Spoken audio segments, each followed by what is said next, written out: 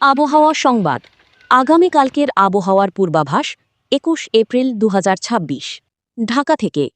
আগামীকাল দেশের বিভিন্ন অঞ্চলে গরম ও ভ্যাপসা আবহাওয়া অব্যাহত থাকবে, তবে এর পাশাপাশি কিছু এলাকায় বজ্রসহ বৃষ্টি ও দমকা হওয়ার সম্ভাবনা রয়েছে বলে জানিয়েছে আবহাওয়া অধিদপ্তর।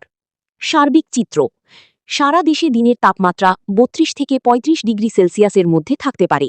রাতের তাপমাত্রা থাকবে ২৪ থেকে ২৬ ডিগ্রি সেলসিয়াস।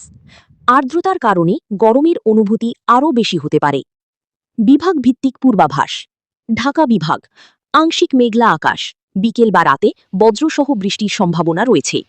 চট্টগ্রাম বিভাগ: মেঘলা আকাশ, হালকা থেকে মাঝারি বৃষ্টি হতে পারে, বিশেষ করে উপকূলীয় এলাকায়। সিলেট বিভাগ: আকাশ মেঘলা থাকবে, বৃষ্টি ও বজ্রপাতের প্রবণতা বেশি থাকতে পারে। রাজশাহী বিভাগ: গরম ও শুষ্ক আবহাওয়া বিরাজ করবে, বৃষ্টির সম্ভাবনা কম, তাপমাত্রা বেশি থাকবে। রংপুর বিভাগ: আংশিক মেঘলা আকাশ, কিছু এলাকায় হালকা বৃষ্টি হতে পারে। খুলনা বিভাগ: গরম ও আর্দ্র আবহাওয়া, বিচ্ছিন্নভাবে বৃষ্টির সম্ভাবনা রয়েছে। বরিশাল বিভাগ: মেঘলা আকাশ, বজ্রসহ বৃষ্টি হতে পারে।